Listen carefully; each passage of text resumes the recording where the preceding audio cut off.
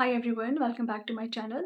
In this video, I'm going to talk about something that I think every single girl will be able to relate it.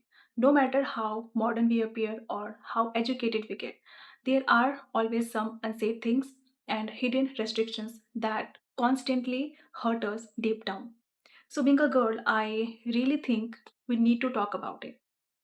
This video is all going to be a kind of girl to girl talk, so let's start. Sometimes while sitting I think to myself that कि जो हम लड़कियां पैदा होते हैं उनको पैदा होते ही सोसाइटी के द्वारा एक ऐसी बुक थमा दी जाती है जिनके पन्ने तो खाली होते हैं पर उन पे रूल्स पहले से लिखे होते हैं लाइक धीरे बोलना चाहिए, ज़्यादा तेज मत हंसो, ये लोग क्या कहेंगे, समथिंग लाइक दैट। ये जो 4 लोग क्या कहेंगे वाला टैग है ना, वो कहीं न कहीं बचपन से ही दिमाग में फ़ीड किया जाता है।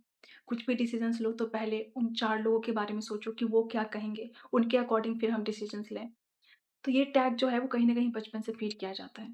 लड़कों को जीने के लिए एक पूरा का पूरा खुला आसमान दिया जाता है, और लड़कियों के लिए एक लिमिट सेट की जाती है, एक दायरा दिया जाता है कि जो करना है उसी लिमिट में रहकर करना है, उस लिमिट से बाहर नहीं जाना चाहिए।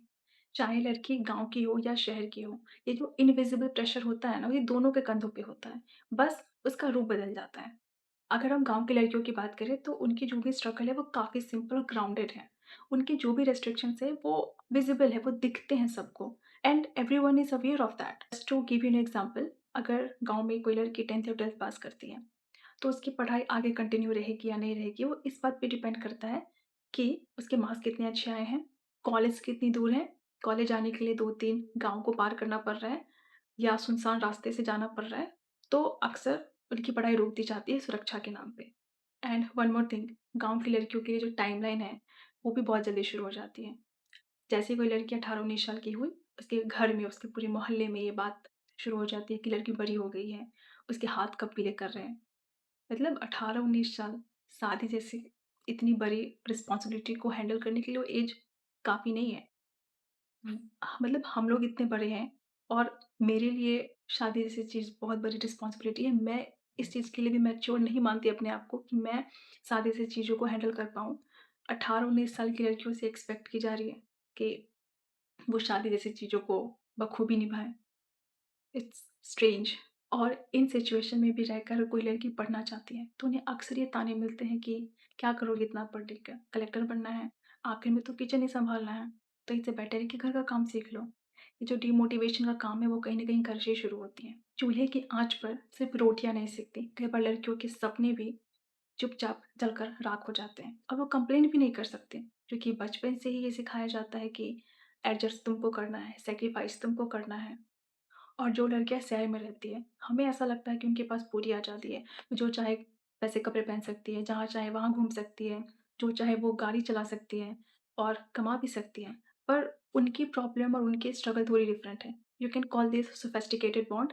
लड़की अगर रात को 9 बजे ऑफिस से लौट कर आती है और कैब में बैठती है, तो सबसे पहले लाइव लोकेशन अपने घरवालों को शेयर करती है, और रास्ते में अगर कैब ड्राइवर ने गलती से गलत टर्न ले लिया, तो उसकी धड़कन गले तक आ जाती है। She looks free from the outside, but inside she is living in the constant shadow of fear. एक और प्रेशर है जो लड़कियां झेलती है, वो है द परफेक्ट वर्किंग वुमन का टैग। सोसाइटी ने लड़कियों को इतनी आज़ादी तो दे दी कि वो बाहर जाकर के काम करें, पर घर की जिम्मेदारियों से आज़ादी नहीं दी है। टिफिन भी उसी को तैयार करना है, बच्चों को तैयार भी उसी को करना है, फिर भागते दौड़ते मेट्रो पकड़ कर ऑफिस भी पहुंचना है, वहाँ पे 9 घंटे बॉस की किचकिच भी सुनना है, और जब इतनी थक हार के वो घर वापस लौटती है तो उससे ये उम्मीद किया जाता है कि वो खाना भी बनाए, और जब अगर वो कह दे कि उसका बनाने का मन नहीं है तो उसे एक पल में जज कर लिया जाता है और पता नहीं क्या क्या बोल देते हैं, एरोगेंट है, केयरलेस है। शहर की लड़कियों को अपनी आज़ादी, रातों की नींद और मेंटल पीस खोकर चुकानी पड़ती है, चाहे बात गाँव की लड़की का हो या शहर की लड़की का हो। एक चीज़ जो लड़कियों को अंदर तक ब्रेक करती है वो है आइडेंटिटी क्राइसिस। बचपन से हम ये सुनते आ रहे हैं कि लड़कियां पराया धन होती है, लड़की को दूसरे के घर जाना है, लड़कियां मायके में एज अ मेहमान बड़ी होती है, और फिर जब उसकी शादी हो जाती है, वो अपना घर, वो अपना पूरा परिवार, अपना सब कुछ छोड़ करके ससुराल जाती है, और वहाँ पे किसी बहस में उसको ये सुनने को मिलता है कि तुम तो दूसरे के घर से आई हो, तुम इस मामले से दूर रहो।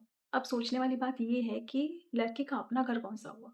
वो जहाँ पे पैदा हुई थी, 25 साल तक रही, वो अपना था या वो जहाँ वो बाकी की ज़िंदगी बिताने आई है, वो अपना है? ये जो आइडेंटिटी क्राइसिस है ना, ये जो अपने ही वजूद को खो देने का डर है, उस पे कोई बात नहीं करता। लड़कियों को त्याग के मुहूर्त का एक भारी-सा मेडल पहना दिया जाता है और उस मेडल के बोझ तले वो अपनी पसंद, नापसंद, अपनी तबीयत सब दबा देती हैं। अगर उसकी तबीयत भी खराब है, उसके सर में भी दर्द है, तो वो पैरासिटामॉल खाकर फिर किचन में जाके खड़ी हो जाती हैं। उन्हें ऐसा लगता है कि अगर वो आराम करने बैठ गई, तो घर कैसे चलेगा? मैं ये सब इसलिए नहीं कह रही क्योंकि मुझे सोसाइटी से कोई प्रॉब्लम है। मैं ये सब इसलिए कह रही हूँ क्योंकि बदलाव की शुरुआत तब होती है जब हम चीज़ों को नोटिस करना शुरू करते हैं। अगर कोई लड़की गाँव में चूल्हे के पास बैठी हो या कोई लड़की शहर में किसी केबिन में बैठी हो, अगर आप लड़की हैं तो इनमें से किसी न किसी बात को आपने महसूस ज़रूर किया होगा। तो नेक्स्ट टाइम जब आपको ये लगे कि आपके सपने किसी टाइमलाइन या डायरी की वजह से रुक रहे हैं, तो please don't stop. That's pretty much it for this video. I hope you like it. Thanks for watching.